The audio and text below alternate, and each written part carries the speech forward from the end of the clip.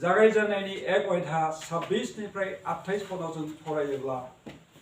इसोरा आदम आरो हवाखौ सृष्टि खालामनानै बेबादि बुंदोंमोन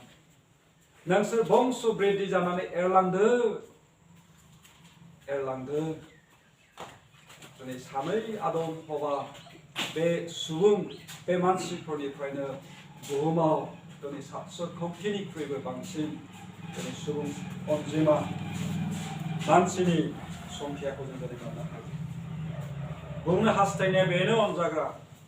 आंनि मामाय आरो बिहामजोफोर हाबानि गेजेरजों इसोरनि जि गेदेर परिकल्पना बंस बृद्धि जानानै एरलांदो होननाय बे खामानिया हाबानि गेजेरजों बियो मावफुंजायो आरो बाइबेला जोंनो मिथिहोयो बोसोन बिजाबनि 18 अध्याय 22 पदआव बुंनाय बादि दिनै मामाय एप्रेहिम चम्प्रामारिनि थाखाय दुखुआव सुखुआव अरायनिबो थाखाय हेफाजाब होनो रंजाहोनो गोजोन होनो हेफाजाब होनो थाखाय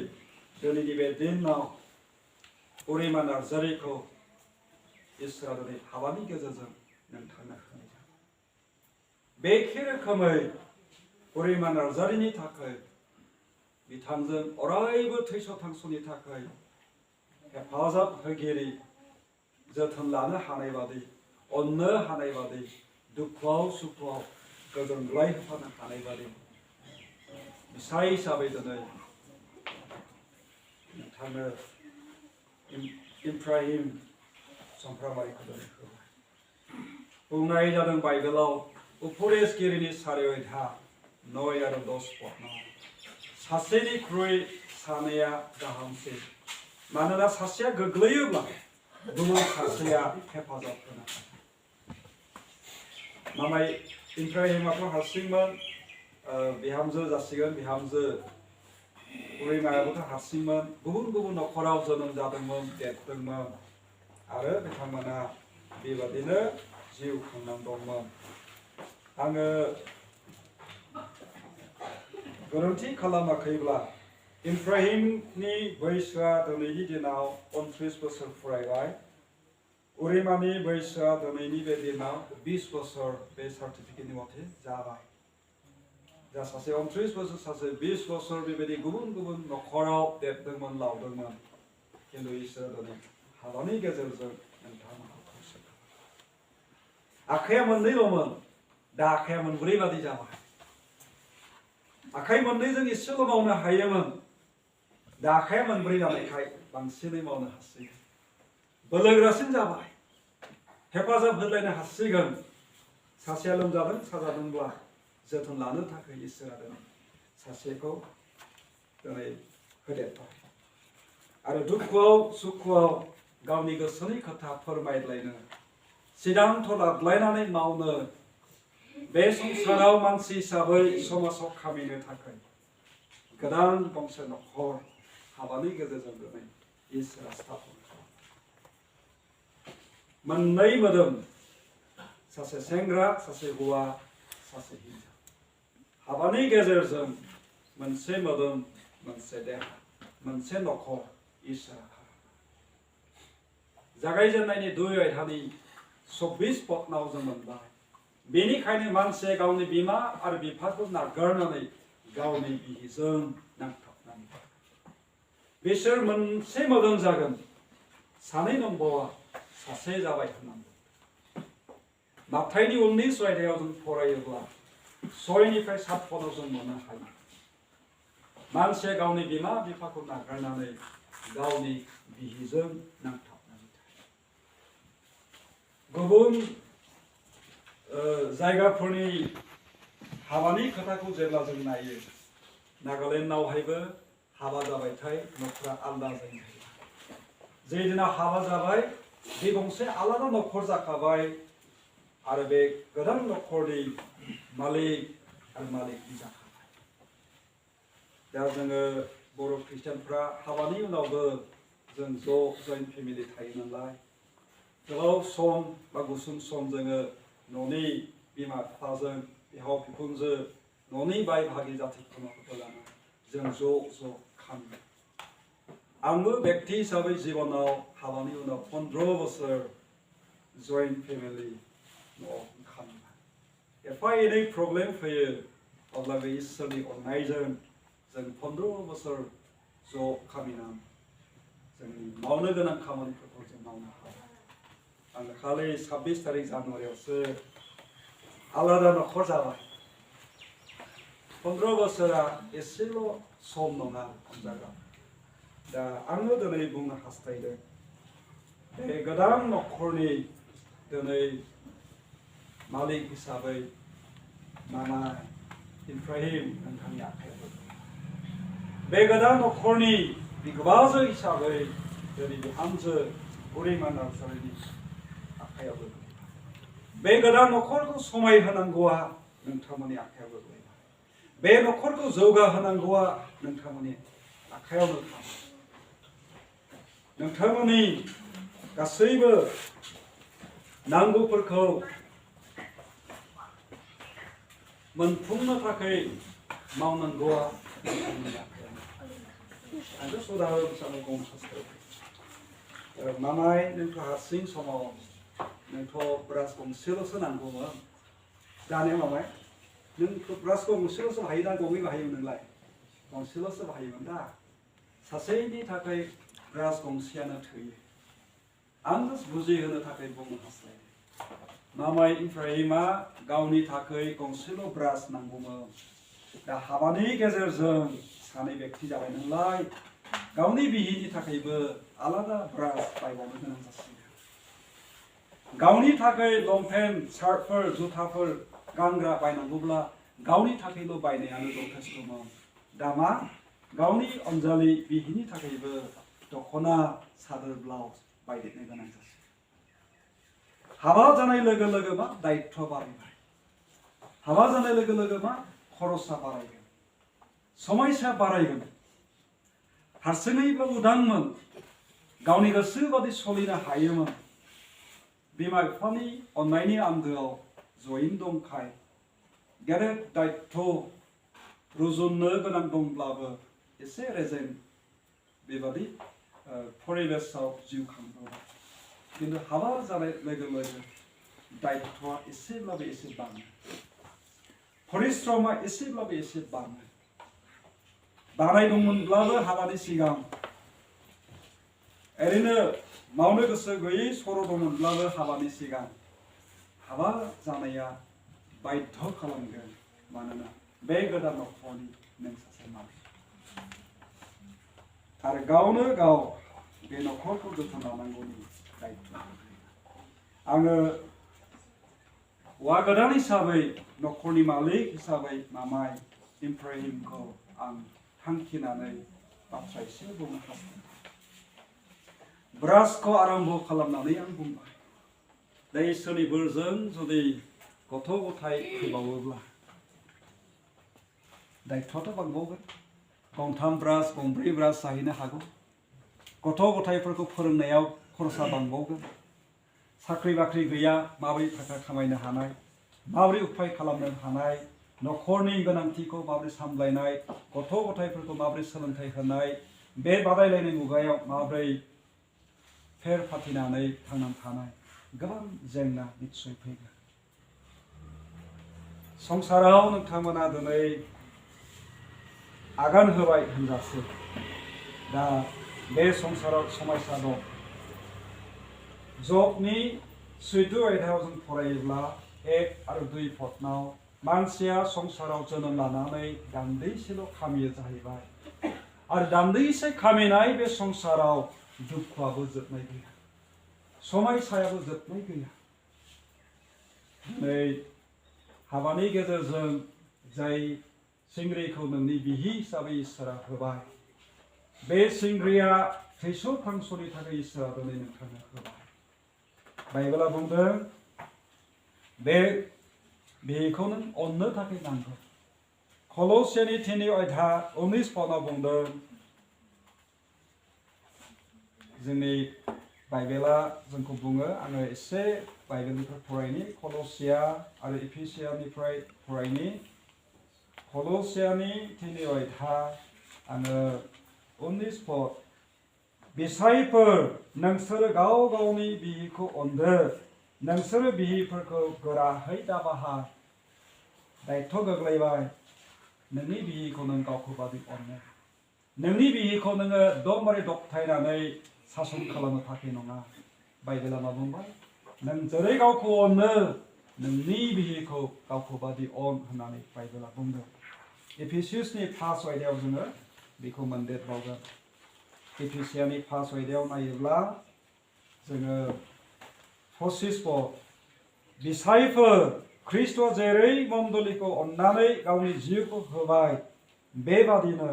नोंसोरबो गाव गावनि बिहिफोरखौ अन 28 पद जेरै गाव गावनि मोदोमखौ अनो बेबादिनो साफ्रोमबो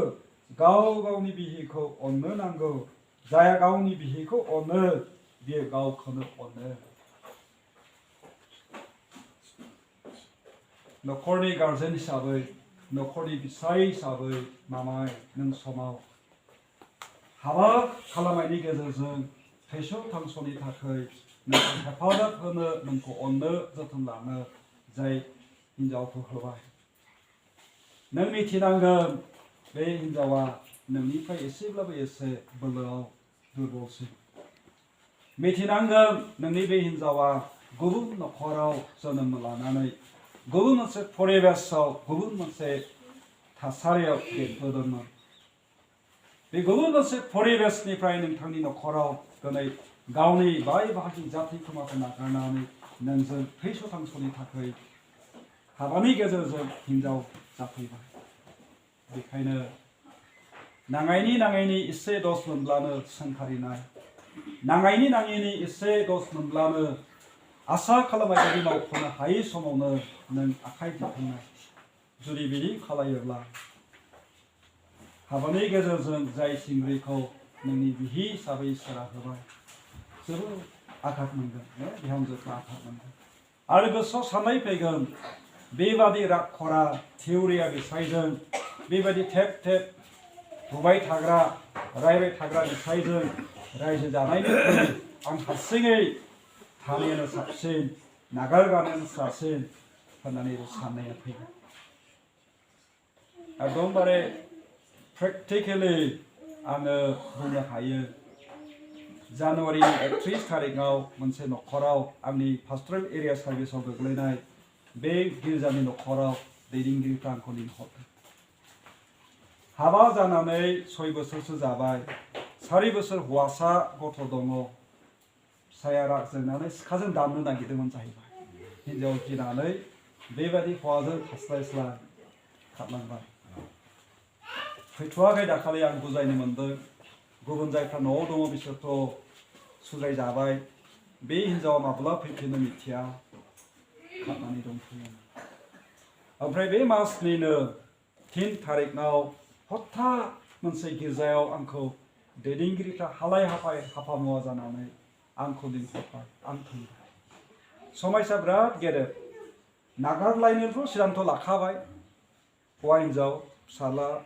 एकदमबारे 3.5 बोसोरनिल' बिबो एकदमबारे गोरलै गथ' बेबादि गथ'खौ नागारनानै थांनो थाखाय सिदान्थ' खालामबाय आरो थांनायल' नंबावा मुलि लोंनानै आत्महत्या खालामो सुइसाइड खालामो बेबादि थांखि लालायो आं थांना थानायनिख्रुइ थैनायानो साबसिन बेबादि परिबेशसिम फैलायबाय एकदमबारे बुबाय थायोनो रायबाय थायो सान्थि मोनासै एकदम गुबै नामजों गामिजों खोथानो हायो बे एकदमबारे रिसेन्टलि जानाय घटनाफोर बेखायनो मामाय नोंथांमोननि बे नखराव बिदि जानाय नङा आं फोथायदों आरो बिदिसिम थाङोब्ला जोंनि नखराव इसोरनि जि बोर मोननांगौ बे बोरा थानाय नङा बिमा बिफानि गेजेरजों गथ'फोरनाव जि बोरा फैनांगौ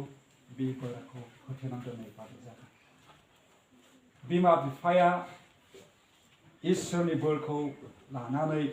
फिसाफोरनाव बे बोरखौ जों होनो हाग्रा बिफाफोर बिमाफोर जों जानो थाखाय नांगौ बेनिखायनो दिनै बे हाबानि दिनाव आंनि बोसोना मामाय नों बे न'खरनि बिगोमा नों बिगोमाब्लाबो नोंनि बिहिखौ नों सासन खालामनानै गादबनानै बेबादि खामानि आदाय खालामनो थाखायल' नङा नोंखौ दुखुआव सुखुआव सहाय खालामनो इसोरा नोंनि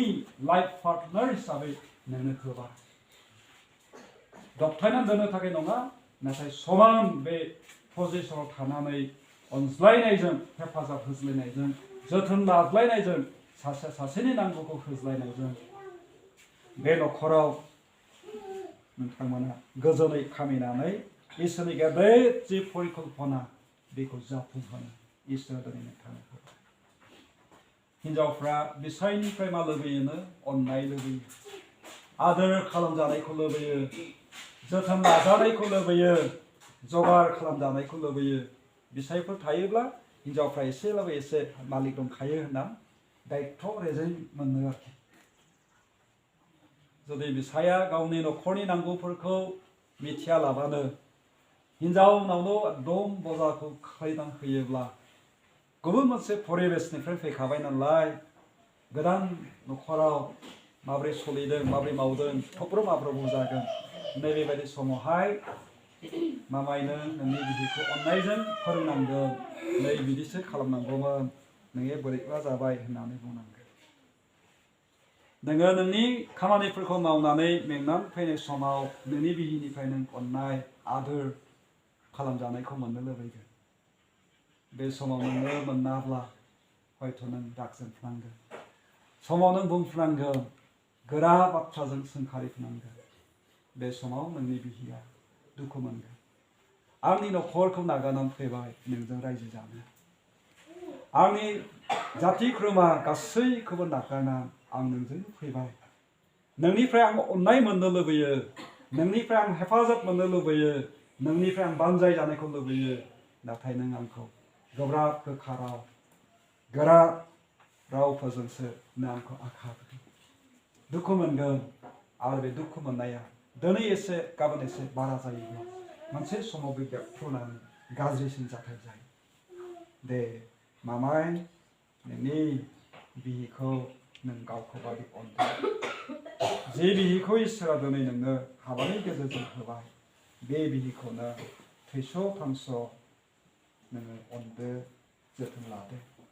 आरो बे हिनजावजोंनो नों रंजानानै थादो बोसोन बिजाबनि फार्स्ट अध्याय 15 पदनाव एसे सम लाबावनो हास्थायदों नों गावनि बिहिनि थाखाय फोथायजाग्रा जा बेजोंल' अनज्ला मामाय नोंनो इसोरा जि बिहिखौ होबाय दिनै समायना महर मोजां देहा बे मोजां महर मोजां देहा थानायावल' अनगोन बिदि नङा बे मोजां देहा थानायावल' फोथायजाथावथाव नोंनि बिहिजों जागोन बे नङा थैस' थांस' बे मोजां महरा थाब्लाबो माबा मोनसे बेमारजों महरा गाज्रि जाब्लाबो नों नोंनि बे बिहिखौ नों अननांगोन आरो बे बिहिनि प्रति नों फोथायजाथावथाव जानो नांगोन बोसोन बिजाबनि 28 अध्यायावहाय जों नायबावोब्ला आरो जों बेयावहाय गुबुन मोनसे बाइबेलनि फोरोंनायखौ जों मोननो हायो 28 अध्यायनि 19 पद नोंथाङाथ' साख्रि बाख्रि गैया दाने फरायनायावथ' एसे खम जाबाय आबादारि नों खामानि मावनानै कठोर परिश्रम खालामना नोंनि बे गोदान न'खरखौ नों लुखांनांगोन नोंनि बिमा बिफा न'खरनि गुबुन परियालखौ लाफाना नों मावफानांगोन आरो आंथ' खोनादों खामानि दामानियावथ' बुंनांगौ खोथा गैखा जाहैबाय मावखोग्रा सासे एकदमबारे गोख्रों सासे मावथि आबादारि बेयाव 19 पदआव बुंदों नै बोसोन बिजाबनि 28नि मावख्रुबग्रा हालुवाया आग्लाय बिग्लाय मोनजायो समखौ ओरैनो हगारग्रा मानसिया लागारबो हावरियायै थायो मामाय आंनि बोसोना बेनो नोंहा गोबां रोंगौथि गैयिनि थाखाय साख्रि बाख्रिनो मोननाय नंलिया अब्लाबो जि खलबसे हा इसोरा होबाय बेयावनो मावनानै गुबुन बिजनेसफोर खालामनानै नोंनि मोदोमखौ एकदमबारे परिश्रम खालामनानै नोंनि न'खरखौ जौगाहोनो थाखाय नों मावफुंनोब्ला इसोरा नोंजों लोगोसे थानानै बोर हो। मानोना बोसोन बिजाबनि 10 अध्यायनि 22 बुंदों फोरबोनि बोरासो नोंखौ धनी खालामो मावख्रुबनायजोंल' नों धनी जानो हाया। इसोरनि बोर नोंनि नखराव नांगोन। इसोरनि बोर नोंनि जिबनाव नोंनि बिहिनि जिबनाव नांगोन। आरो बे इसोरनि बोरा थायोब्लासो नोंनि मावनाय खामानिफ्रा बोर गोनां जागोन। नोंथांनि नखरा बोर गोनां जागोन। आरो बेबादिजोंनो दिनै एसे गाबोन एसे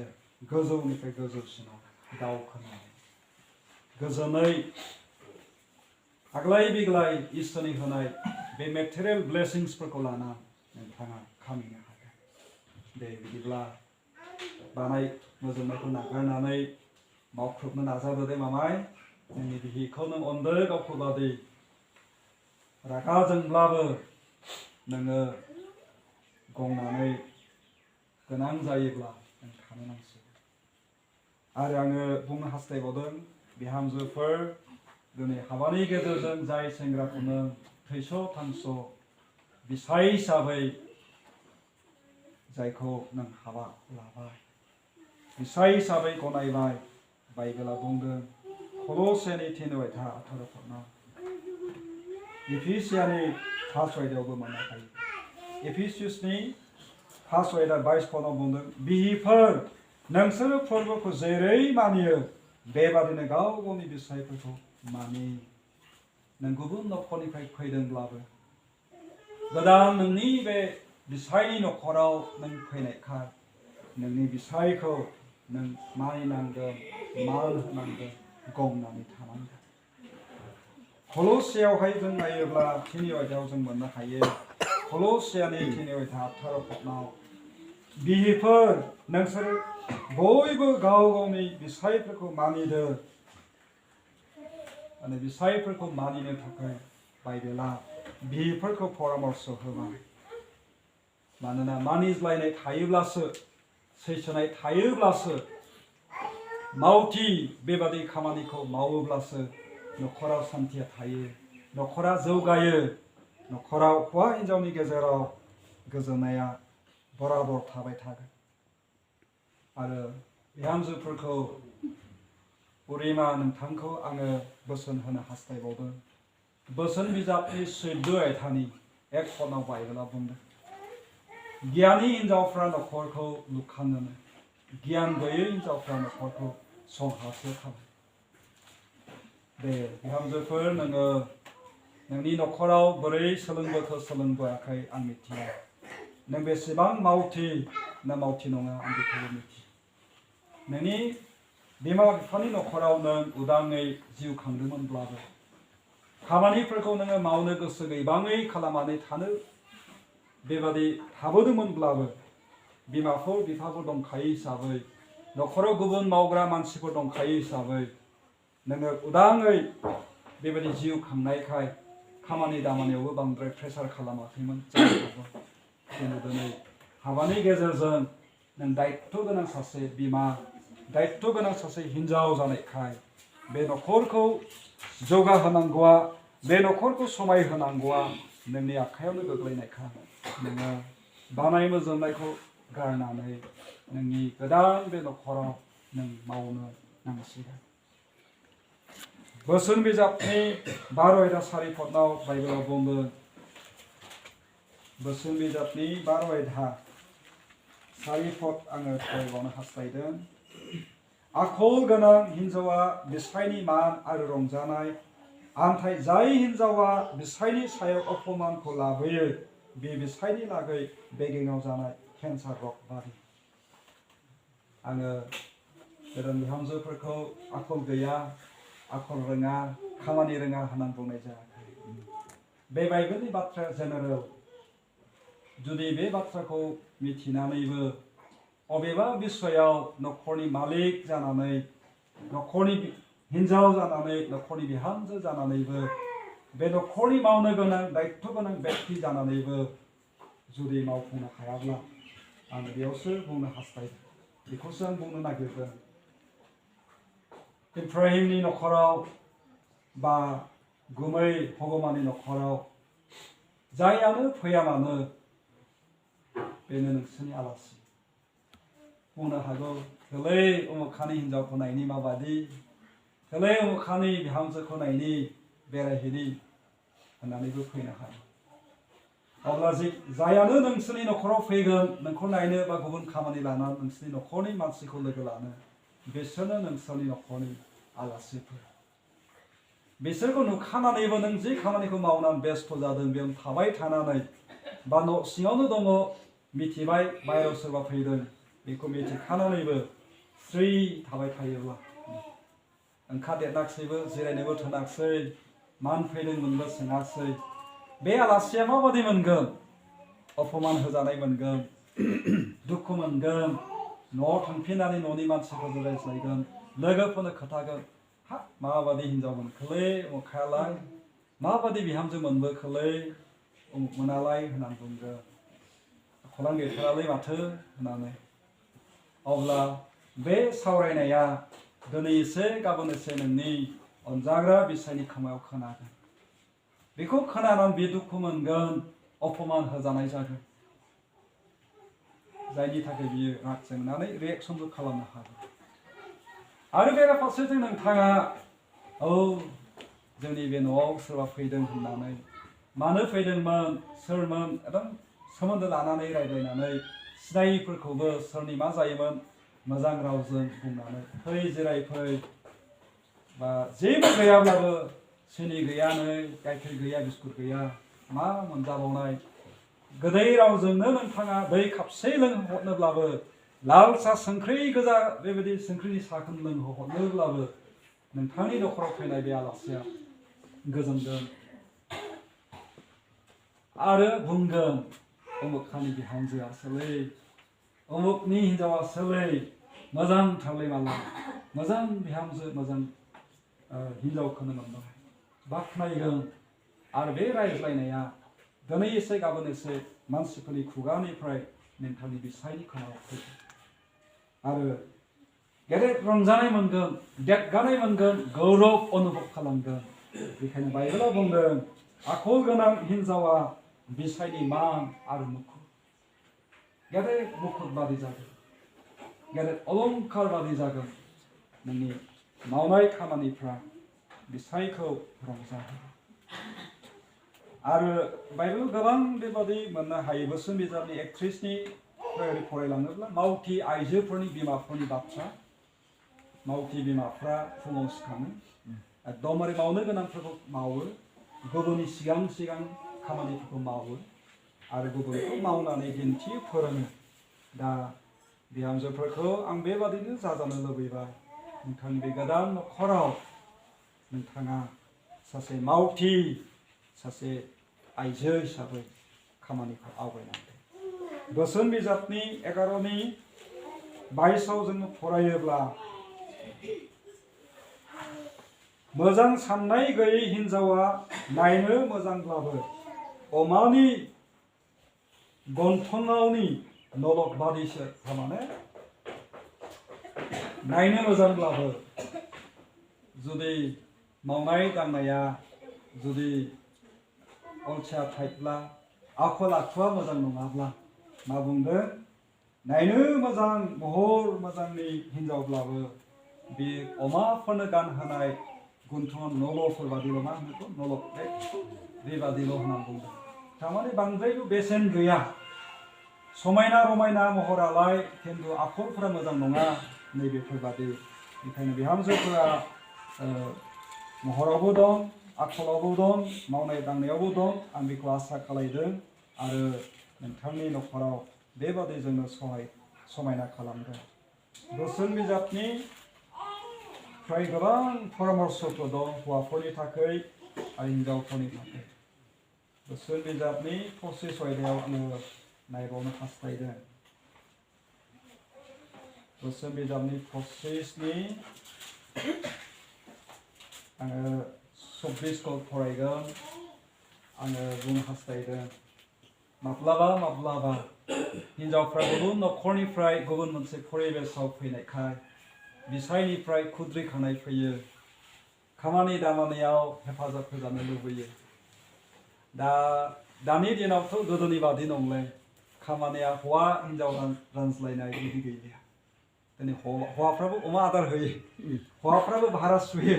हौवाफ्राबो ओंखाम ओंख्रि सङो आंथ' दा गसंनानै दङ जोंनि बे गोरलै न'खराव हौवा हिन्जाव फाराग गैया जायनो जेखौ मावनांगौ बेखौ मावग्रोयो दहाय फुङाव आंनो ओंखाम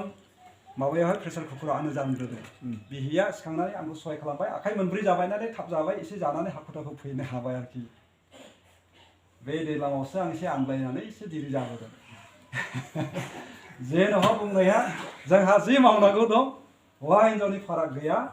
जों सिबनोबो हायो सुनोबो हायो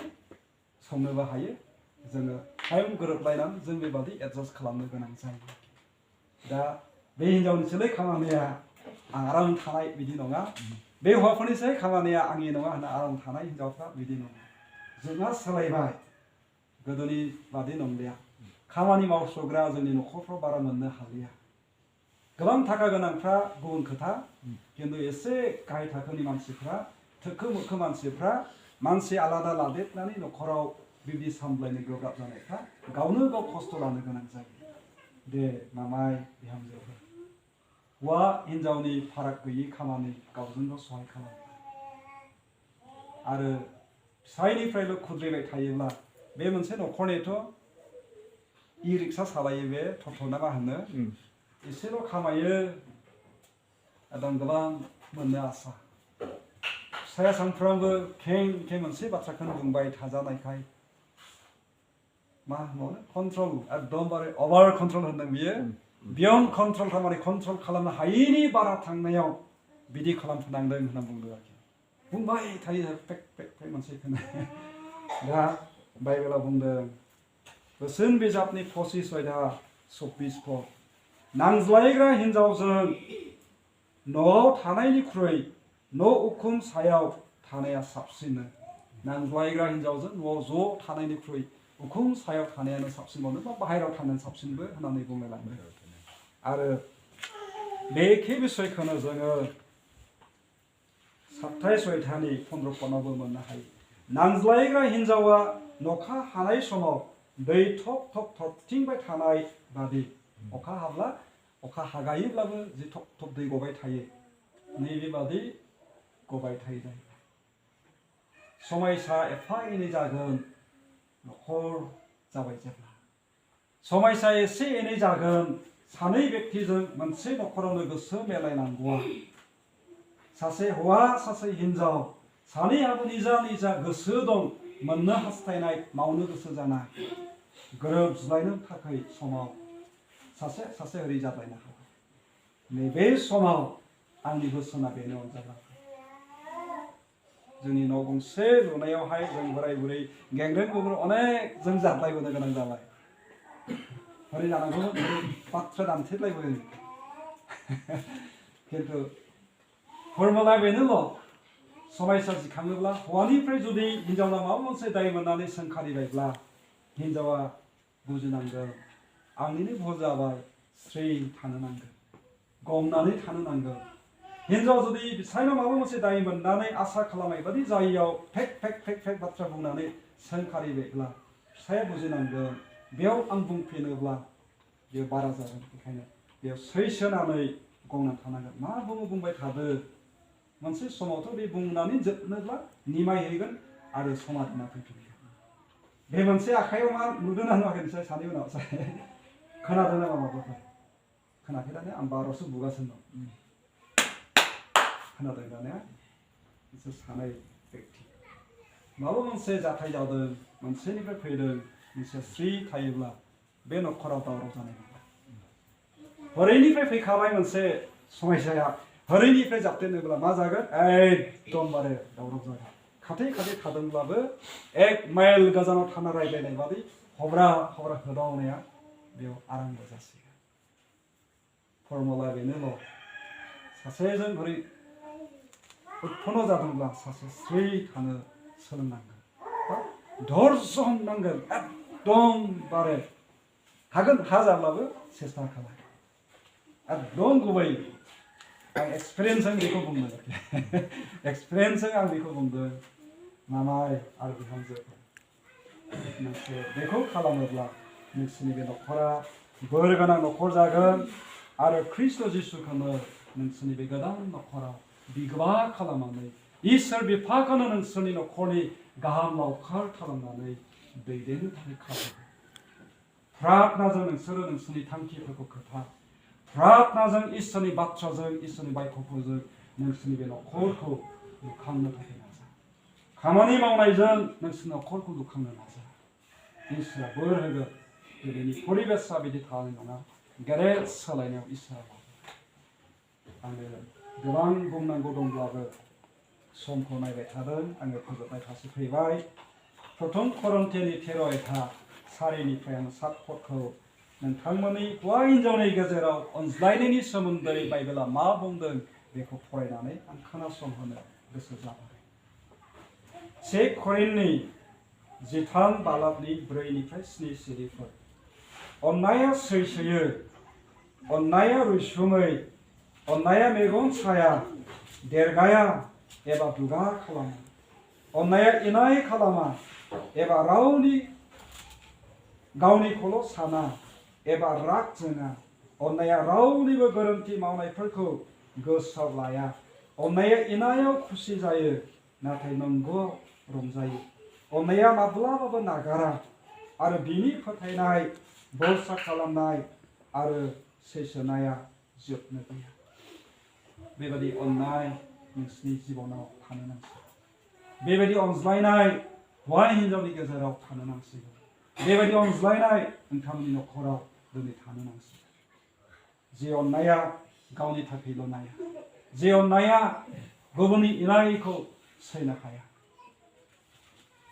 जुदि बेबायदि अननाया नोंसोरनि जिबनाव दङब्ला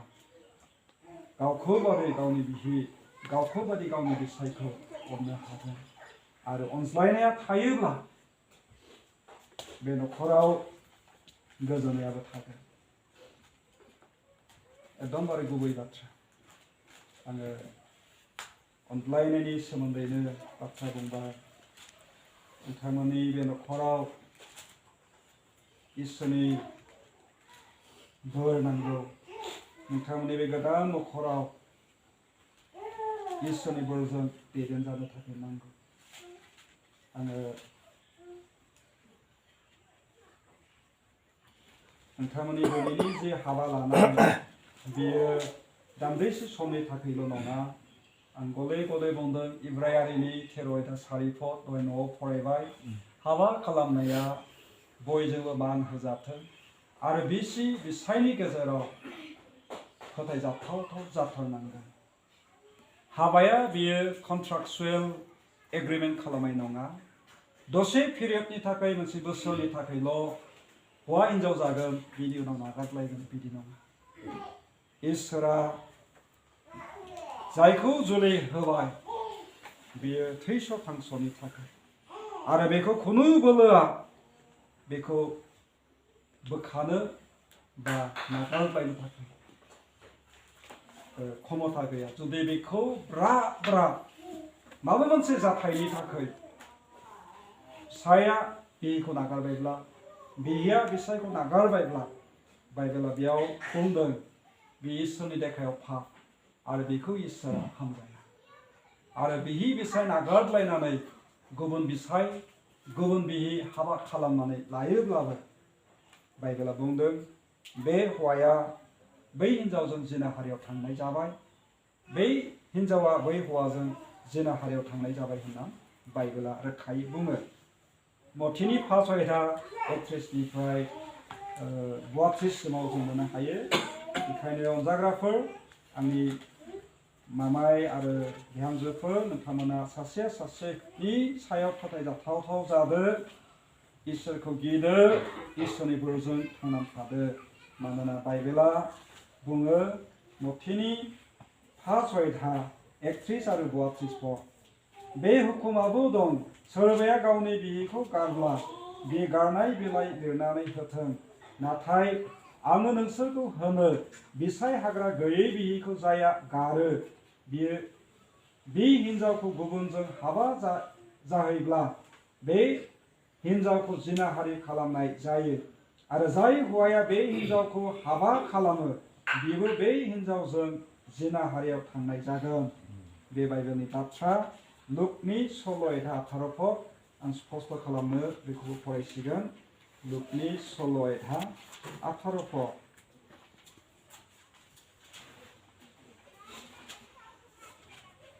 सोरबाया गावनि बिहिखौ गारनानै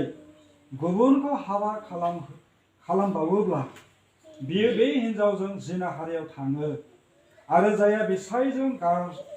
गारजानाय हिनजावखौ हाबा खालामो बिबो बिजों जिनाहारि खालामो। बे बाइबेलनि बाथ्रा। बेनिखायनो हाबाया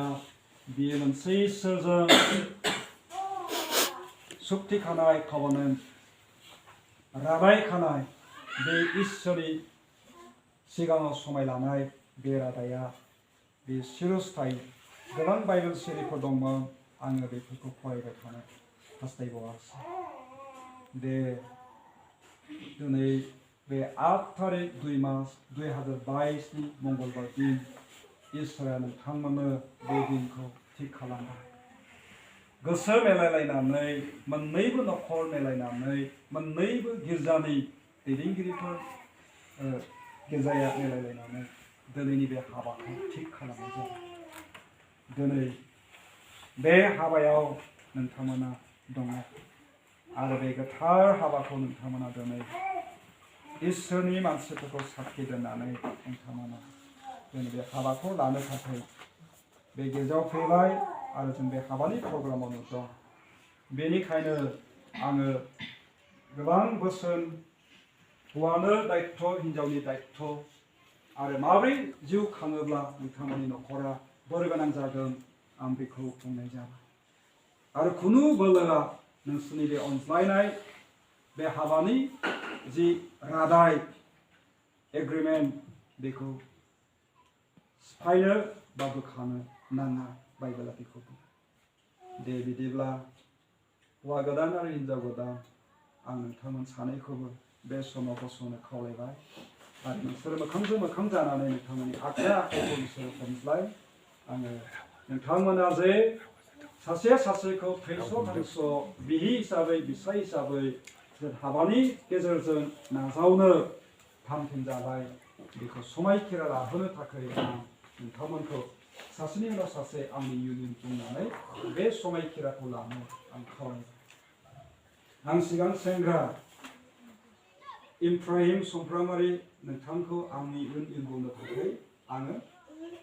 खावलायबाय। आं श्री एप्रेहिम चम्प्रामारी मिस उरिमा नार्जारीनि आगदा आखाइखौ हमनानै मण्डलीनि मानसिफोरखौ साखि दोननानै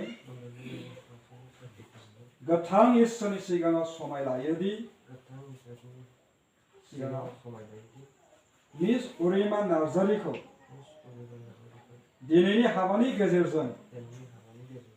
आंनि आंगो हिनजाव हिसाबै नाजावनानै लाबाय। थैनाया आलादा खालामागौ मानि गासैबो समाव दुखुआव सुखुआव आङो गावनि हिनजावखौ अनगोन, जोथोन लागोन, हेफाजाब होगोन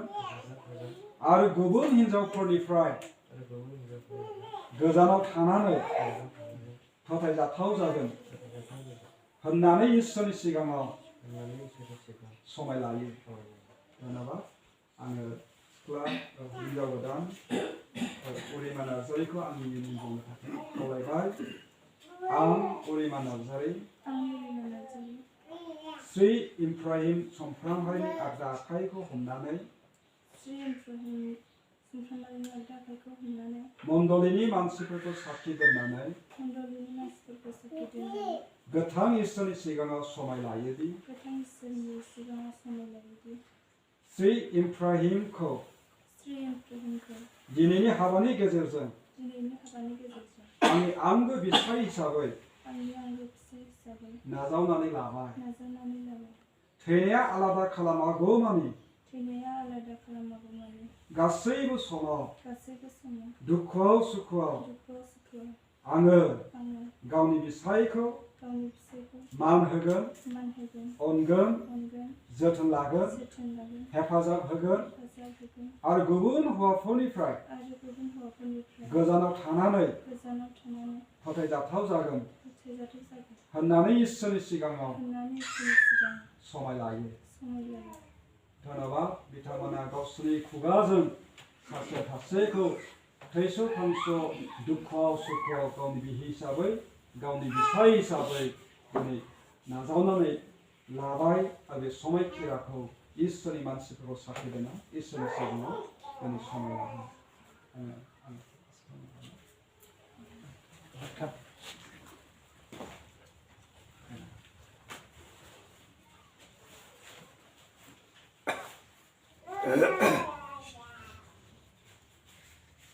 बेयावहाय गंनै आंगुरथि आसिनि आस्थाम रिं फिंगार दङ। बे आस्थामहा जरा गैया। बेखौ बुजायनाय जादों हौवा हिन्जावनि जि अनज्लायनाय बे सिमा गैया। हौवाया गावनि बिहिनो बेखौ गानहोनानै गावनि अननायखौ होगोन आरो हिन्जावा बेखौ नाजावनायसिन हिसाबै गानगोन। हिन्जावनि अननाया गावनिखौ बिसायनो होगोन आरो बिसायाबो हिन्जावनि अननायखौ बे आंगुरथिखौ गाननानै नाजावनाय हिसाबै बेखौ खालामगोन। बेनिखायनो आङो बे आंगुरथिखौ बिसाय एप्राहिम चम्प्रामारिया गावनि बिहिनो गावनि अननायखौ होनायसिन हिसाबै बिथांनि आगखि आखाइनि नैथि बे आसियाव बे समाव सोनानै होगोन आरो बिथांनि अननायखौ नाजावनायसिन हिसाबै बिथाङा आसिखौ होनानै गाननानै नाजावगोन।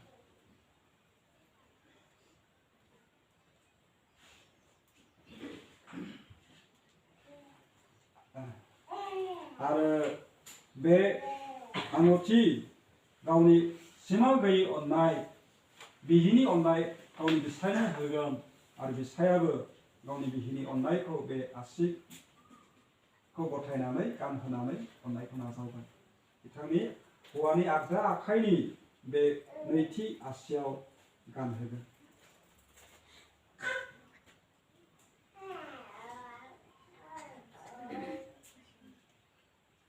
बिथांमोना आखाइ हमलायबावदो। आं बिसेस बिथांमोननि हाबायाव इसोरनि बोर थानाय बादि बिसोरनि नखर संसार जाथ्रायाव इसोराव लोगोसे थानाय बादि दिनै इसोरनि मानसिफोरखौ साख्रि दोना हाबा जाबाय। सासे सासेखौ दुखुआव सुखुआव सहाय खालामनो आजावज्लायनानै लाबाय। बेनिखायनो बिसेस प्रार्थना आफा इसोर नोंखौनो धन्यबाद। 8 तारिख 2 मार्च 2022 बे मंगलबार दिनाव नोंनि फिसाफोरखौ साखि दोननानै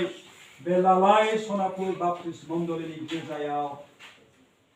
एप्रेहिम चम्प्रामारी आरो उरिमा नार्जारी मोना गोसो मेलायनानै दिनै नोंनि सिगाङाव हाबा जानाय। बे गोदान नखरखौ नों गठन खालामबाय। बिसोर सानै आलादा आलादा व्यक्तिमोन। सासे जोहोलाव सासे सिंग्रि। दिनै बे हाबानि गेजेरजों बिसोर मोदोम मोनसे जाबाय। मोनसे नखर जाबाय। गेदेर समायनाया दिनै नुजाबाय। आफा इसोर दायित्व गोनां व्यक्ति हिसाबै दिनै बे गोदान नखरनि बिसोरो बिबान गोनां व्यक्ति। बे नखराव बिसोरो बिबान लानानै दिनै मावलांसिगोन। बे संसाराव दुखु खस्थ' दं। समायसा बेमार आजारफोर दं। बे गासैबो जेंना जेंसिजों सौसिलांनो थाखाय नों बिसोरनो बोलो हो। बे गोदान नखराव नोंनि गेदेर बोर लाबोदो आफा। बिसोरनि जिबनाव नों गेदेर अनज्लायनायखौ दोनबाय थादो। सासेया सासेखौ दुखुआव सुखुआव गासैबो समाव हेफाजाब होनो थाखाय हाथोंसै। बिसाया गावनि बिहिखौ अननो, बिहिया गावनि बिसायखौ मान होनानै आदर खालामनो हाथोंसै। गोसो मेलायलायनानै सिद्धान्तफोरखौ लाना सानैजों गोरोबज्लायनानै खामानिफोरखौ मावनो हाथोंसै। अ इसोर आफा बे गोदान नखराव नोंनि बोरनि गोनांथि दं। बे गोदान नखराव नों गावनो गाहाम लावखार जानानै गुमदेनदो दैदेनदो जगायदो रैखाथि होदो इसोर। गासैबो समाव नों बिथांमोनजों लोगोसे थादो। बिसोरनि सिगांनि सोरगिदिं नों गावनो गाहाम लावखार जानानै गुमदेनदो आफा। नोंनि गेदेरफोरजों बे नखरा गोजौनिफ्राय गोजौआव थांनो हाथों।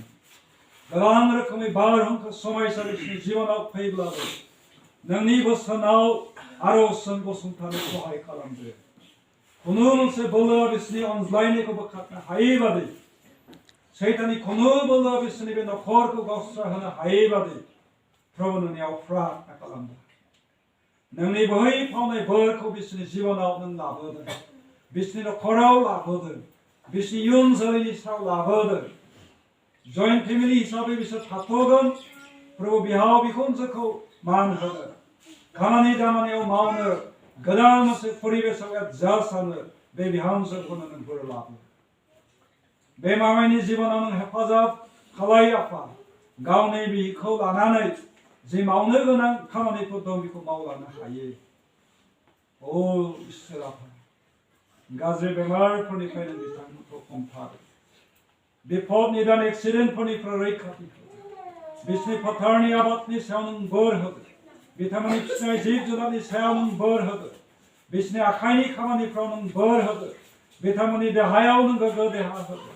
गासैबो मावनो लानाय आसनिफ्रा नोंनि बोरजों बोर गोनां जाथोंसै, मावफुंजानो हाथोंसै। बिसोरनि थांना थानाया नोंनि गौरब महिमानि थाखाय जाथोंसै। हे इसोर आफा, बिथांमोननि न'खरा आदर्शबानि ख्रिस्टान न'खर जानो थाखाय हाथोंसै। गुबुना बिथांमोननि मावनाय खामानिखौ नायनानै, बिसोरनि जिबनखौ नायनानै, न'खरखौ नायनानै सोलोंनो हाथोंसै आरो नोंनि महिमाखौ नुनो मोनथोंसै। ओ इसोर आफा, नोंनि गेदेरफोर बिसोरनि जिबनाव नों लाबोनो धन्यबाद। दिनैनि बे दिना बिथांमोननि थाखाय जारिमिनारि मोनसे दिन जाबाय। गोसोखांनो थाखाय मोनसे टार्निं पइन्ट जाबाय। बे दिनानो बिथांमोननि थाखाय गोसोखां जाथावथाव मोनसे दिन। बेनिखायनो बे दिनानो बिथांमोनखौ हमथाना लाखिथोंसै।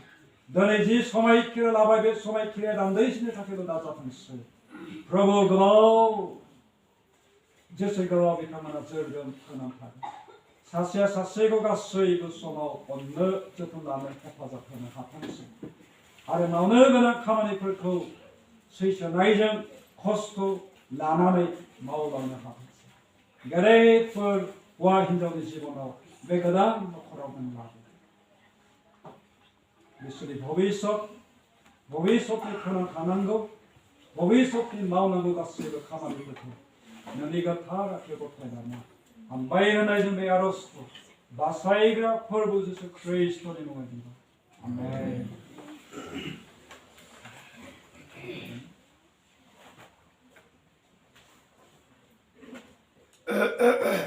आं नोंथांमोनखौ आह्वान खालामबाय, सानैबो हौवा हिन्जाव नोंथांमोना सिगांथिं फैगोन। ओमफ्राय बे सहि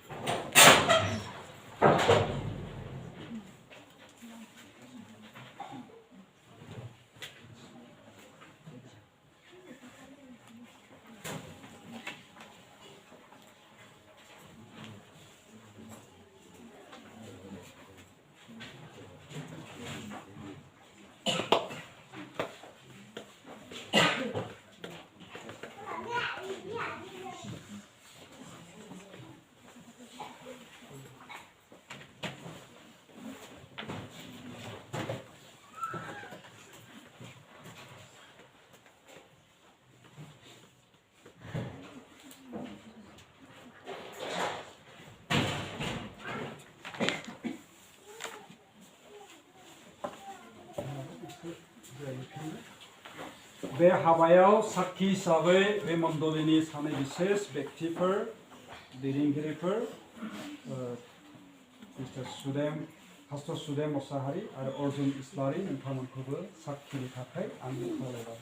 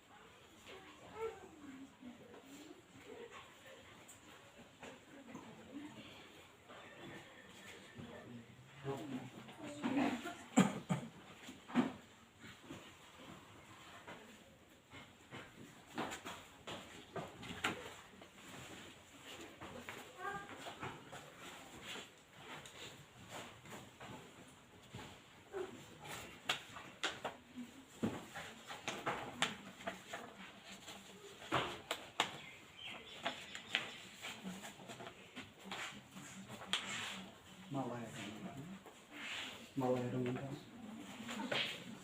Malah gue lawan.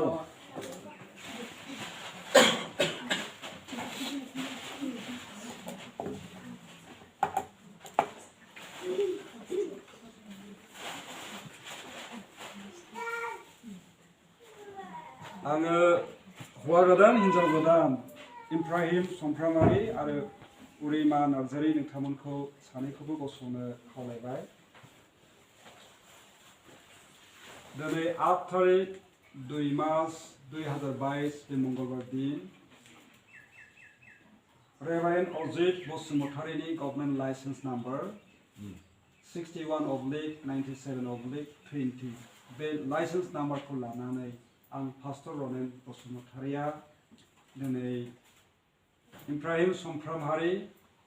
आरो उरिमा नार्जारीनि बे गोथार हाबाखौ होनाय जाबाय अर्थात होफुंनाय जाबाय। बाइबेलनि मथिनि 19 अध्याय 6 आरो 7 पदआव बुंदों 6 पदआव बुंदों बिसोरो सानै नंबावलिया सासे जाबाय जायखौ इसोरा जुग खालामबाय बेखौ मानसिया दाबोखाथों। मामाय आरो बिहामजोफोर दिनै नोंसोरो हौवा हिनजाव जाबाय। आं डिक्लेयार खालायो दिनै एप्राहिम चम्प्रामारि आरो उरिमा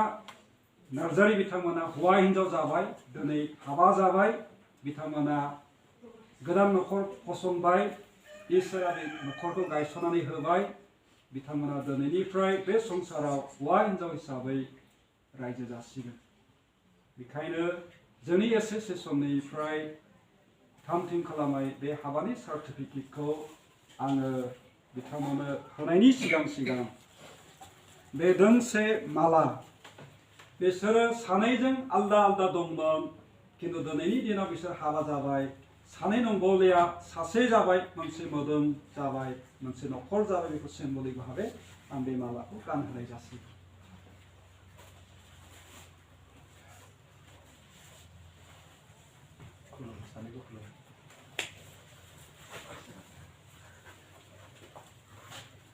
आरो बे हाबानि सार्टिफिकेटखौ नोंथांमोन सानैनो आं गथायनाय जाबाय। आरो मण्डलीनि कपिनि थाखाय एबा बेवहाय थानो थाखाय रेकर्डनि थाखाय आं मण्डलीनि मानो गेदेर फालो बिथांनो आं बे गांसे सार्टिफिकेट होनाय जिरायफिनदो धन्यबाद।